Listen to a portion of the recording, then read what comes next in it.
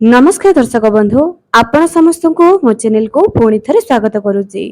दर्शक बंधु एही वर्ष मे मास 26 तारिख सोमवार ज्येष्ठ मासरे अमावास्या तिथि पड़ुची जहाँ को आमे माने बट सावित्री पूजा बा सावित्री अमावास्या बोली कहूअछे एवं एही अमावास्या बा एही पूजाटी एही मासरे सोमवार दिन पड़ुअछि। दर्शक बंधु सावित्री व्रत प्रत्येक विवाहिता महिला निज स्वामींकर मंगल सकाशे सत्यवान एवं सावित्री को पूजा करिथंती एवं लक्ष्मी नारायण सहित शिव पार्वती भी पूजा करा जाए। कहा जाए मांकर पूजा जहा कि लक्ष्मी नारायण शिव पार्वती सत्यवान सावित्री एही दिन रे पूजा करिबा द्वारा स्वामी सहित स्त्री भी जोड़ी सेमिति सदा सर्वदा मजबूत होई रही थाए। सेथिपे सबुबेले लक्ष्मी सांगरे नारायण पूजा पाती शिवंक सांगरे पार्वती पूजा पाती।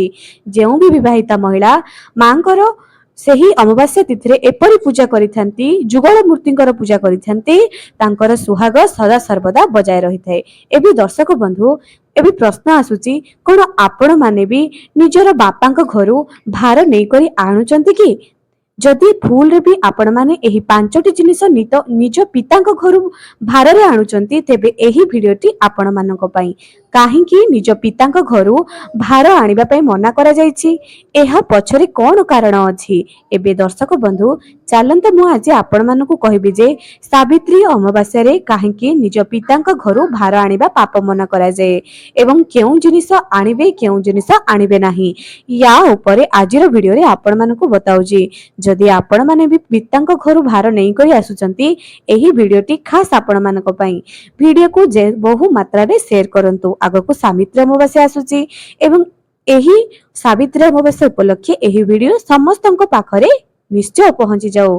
दर्शक बंधु जदि आपण माने मो चैनल को ए पर्यंत सब्सक्राइब करि नाहंती निहाती सब्सक्राइब करंतु पाखरे थिबा बेल आइकन को क्लिक करी भिडियो को गोटे लाइक टे करि दियंतु एवं कमेंट सेक्शन रे आपण निजर मतामत लेखिबा सहित जय जगन्नाथ निश्चय लेखंतु। दर्शक बंधु प्रत्येक ग्राम रे बा प्रत्येक घरे घरे सावित्री अमावास्या रे निजर भौणी को बा झियो को भार दिया जाए एहा के पूर्व कालरू चली आसुअछि। एबे दर्शक बंधु आमे माने बापांक घरु भार आनी सावित्री अमावास्या रो पूजाटी करिथाओ। एहार विधि भी अछि सा बापा घरु जेउ भार आसीबो सेही भार रे ही झियोटी सावित्री अमावास्या रो व्रतटी पालन करिवो। दर्शक बंधु आपण माने तो सावित्री अमावास्या रो व्रत कथा पढिथिबे सेठी आपण माने देखिथिबे जे मां सावित्री जे कि सत्यवान एवं सावित्री जेते बेले सत्यवानक निमित्त अमावास्या तिथि रे जे कि सावित्री पूजा करिथिले सेही समय रे से नूतन वस्त्र अरण्यर फलमूल ए सब एकाठी करी पिंधिथिले एवं पूजा करिथिले। बापांक घर भार आनिबार कथाटी सावित्री अमावास्या रो जो व्रत कथा अछि एथिरे तो प्रथम कथा लेखा जाय नाही। द्वितीय कथा सावित्री अमावास्या रे काहेकि पितांक घर भार आनिबा पाप मन करा जाए।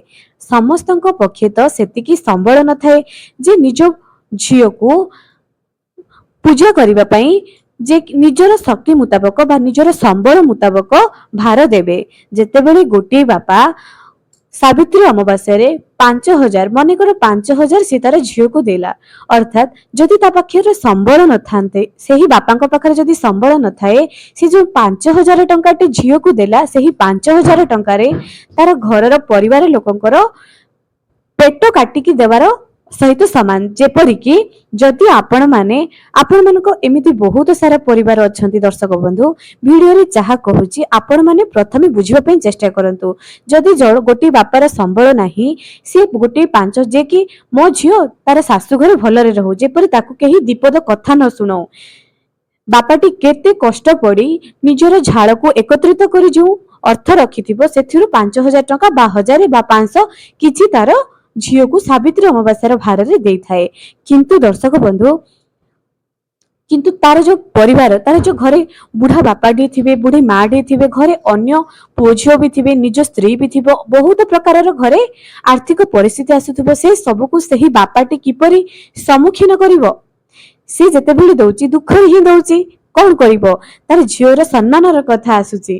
तेनु कुहा जाय जे ଯେଉଁମାନଙ୍କ ପାଖରେ ସମ୍ବଳ ଅଛି ଯେ ସେମାନେ 5,000 କଣ 5 ଲକ୍ଷ ଦେଇଦେଲେ ବି ସେମାନଙ୍କର ଉପରେ କୌଣସି ଫରକ ପଡିବ ନାହିଁ। ତେଣୁ କହିବାର ତାତ୍ପର୍ଯ୍ୟ ନିଜ ପାଖରେ ଯେତିକି ସମ୍ବଳ ଅଛି, ନିଜ ସ୍ୱାମୀଙ୍କର ଯେତିକି ସମ୍ବଳ ଅଛି ସେତିକିରେ ପୂଜା କରନ୍ତୁ। କାରଣ ଈଶ୍ୱର ସବୁବେଳେ ଦେଖନ୍ତି ଗୋଟିଏ ଭକ୍ତର ଭାବ କେତେ ଅଛି। ଆପଣ ସାଜ ଶୃଙ୍ଗାର ଯାହା ବି ହବା କଥା ନିଜ ସ୍ୱାମୀଙ୍କ ପଇସାରେ ନିଜ ସ୍ୱାମୀ ଯାହା ବି ଅର୍ଜନ କରୁଛନ୍ତି ସେଥିରୁ ଖୁସି ଖୁସିରେ କିଛି ପିନ୍ଧି କରି ପୂଜା କରିଦିଅନ୍ତୁ। ଖୁସିରେ ଖୁସିରେ କରନ୍ତୁ। କାରଣ ଈଶ୍ୱର ସବୁବେଳେ ଆପଣଙ୍କର ଭାବ ଏବଂ ଖୁସିକୁ ଗ୍ରହଣ କରିଥାନ୍ତି। ଦର୍ଶକ ବନ୍ଧୁ, ଆପଣମାନଙ୍କର ମତାମତ କଣ ଅଟେ? କମେଣ୍ଟ ସେକ୍ସନରେ ନିଶ୍ଚୟ ଜଣାନ୍ତୁ। ଆପଣମାନେ ଏହା ଉପରେ କଣ ମତ ରଖିଛନ୍ତି? କଥା ଏଇଆ ନୁହଁ, ଏହା ତ କୋଉ ପୂର୍ବ କାଳରୁ ଗାଁ ଗାଁରେ ଏହି ନୀତି ଚାଲୁଅଛି। ଏବେ ଦର୍ଶକ ବନ୍ଧୁ, ଆପଣଙ୍କର ମତାମତ କଣ? ଯଦି ବାପାଟି ଯାହା ବି ଖୁସିରେ କିଛି ଦଉଛନ୍ତି କଣ ଆପଣ ମନା କରିଦେବେ? କହିବାର ତାତ୍ପର୍ଯ୍ୟ ନିଜ ସ୍ୱାମୀଙ୍କର ଯେତିକି ସମ୍ବଳ ଅଛି ସେତିକିରେ ଖୁସିରେ ଖୁସିରେ ପୂଜା କରନ୍ତୁ। ବାପାଙ୍କ ପାଖକୁ ଯାହା ଆସୁଛି ଆପଣ ନିଜର ଘର ଖର୍ଚ୍ଚରେ ଲଗାଇ ଦିଅନ୍ତୁ, କିନ୍ତୁ ପୂଜାରେ ବ୍ୟବହାର କରନ୍ତୁ ନାହିଁ। ଏବେ ଆଉ ଗୋଟିଏ କଥା, ଯଦି ବାପାଙ୍କର ସେତିକି ସମ୍ବଳ ଅଛି ଆପଣ ଘର ଖର୍ଚ୍ଚରେ ହିଁ ଲଗାଇ ଦିଅନ୍ତୁ। ପ୍ରଥମରୁ ସାବିତ୍ରୀ ବ୍ରତ ପୂର୍ବରୁ ହିଁ ଆପଣ ନିଜ ସ୍ୱାମୀଙ୍କ ପଇସାରେ ନିଜ ପାଇଁ ଯାହା ବି କିଣିବାର ଅଛି କିଣି ଦିଅନ୍ତୁ। ଏବେ ପ୍ରଥମ କଥା, ସିନ୍ଦୁର।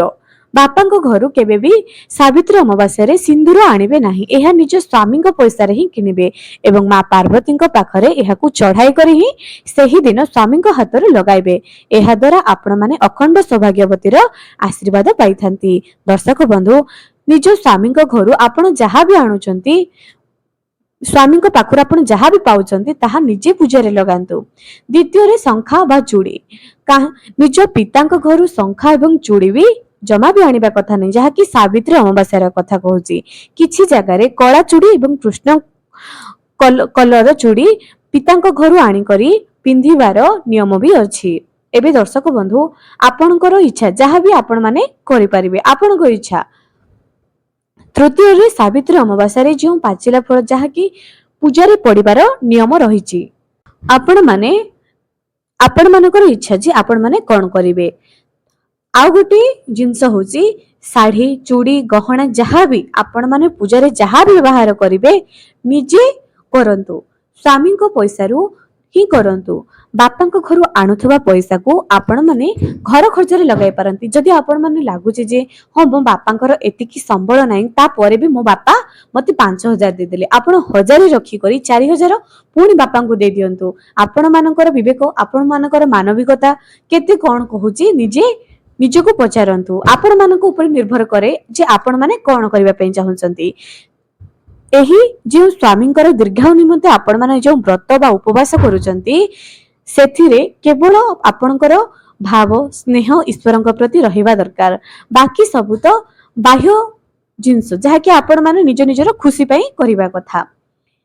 ଏହି ଦିନ ଆପଣମାନେ 16 ଶୃଙ୍ଗାର ନିଶ୍ଚୟ ହୁଅନ୍ତୁ, ଯାହାକି ପାଦରେ ଅଳତା ଲଗାଇବା, ହଳଦୀ ଲଗାଇବା ସ୍ନାନ ସମୟରେ ଏବଂ ନିଜକୁ ଭଲ ଭାବରେ ସାଜ ଶୃଙ୍ଗାର କରିବା। କେବେ ବି ସାବିତ୍ରୀ ଅମାବାସ୍ୟାରେ କଳା ରଙ୍ଗର ଶାଢୀକୁ ପିନ୍ଧିବେ ନାହିଁ ଏବଂ ପୁରା ଧଳା କଲରର ଶାଢୀ ବି ପିନ୍ଧିବେ ନାହିଁ। ଯଦି ଧଳା କଲରର ଶାଢୀ ପିନ୍ଧିବେ ସେଥିରେ ରଙ୍ଗ କିମ୍ବା ଅନ୍ୟ କୌଣସି କଲରର ରଙ୍ଗ ଟିକେ ରହିବା ନିହାତି ଦରକାର ଅଟେ। ଏହି ଦିନ ନିଜ ସ୍ୱାମୀଙ୍କ ସାଙ୍ଗରେ କଳି ଝଗଡା କରନ୍ତୁ ନାହିଁ। କିଏ କାହାର ସ୍ତ୍ରୀଙ୍କୁ ଉପହାର ଦେଇଛି ଆପଣ କାହିଁକି ମତେ ଦେଉନାହାନ୍ତି, ଏହିଭଳି କୌଣସି ବି ବିଚାର ନିଜ ମନରେ ରଖନ୍ତୁ ନାହିଁ।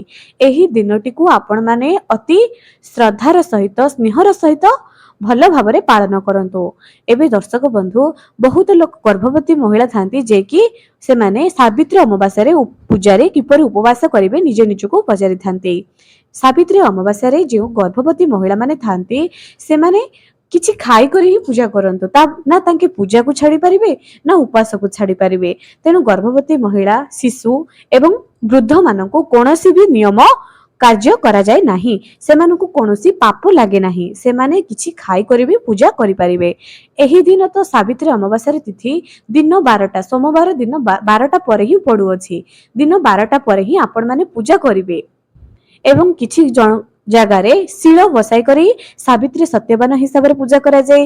କିଛି ଜାଗାରେ ବଟ ଗଛକୁ ପୂଜା କରାଯାଏ, କିଛି ଜାଗାରେ ହଳଦୀକୁ ପୂଜା କରାଯାଏ। ହଳଦୀରେ ସତ୍ୟବାନ ସାବିତ୍ରୀଙ୍କୁ ନିର୍ମାଣ କରି ପୂଜା କରାଯାଏ। ଏବେ ଆପଣଙ୍କ ପଟେ କିପରି ପୂଜା କରାଯାଉଛି କମେଣ୍ଟ ସେକ୍ସନରେ ନିଶ୍ଚୟ ବତାନ୍ତୁ। ଦର୍ଶକ ବନ୍ଧୁ, ଏହି ସାବିତ୍ରୀ ଅମାବାସ୍ୟା ଦିନଟି ଆପଣଙ୍କର ଏବଂ ଆପଣଙ୍କ ପରିବାରର ସ୍ୱାମୀଙ୍କର ମଙ୍ଗଳ ହେଉ ବୋଲି ପ୍ରଭୁ ଜଗନ୍ନାଥଙ୍କ ପାଖରେ ଏତିକି ହିଁ ପ୍ରାର୍ଥନା। ଆଜି ପାଇଁ ରହୁଛି, ପୁଣି ଦେଖାହେବ ଆଗାମୀ ଏକ ସୁନ୍ଦର ଭିଡିଓରେ।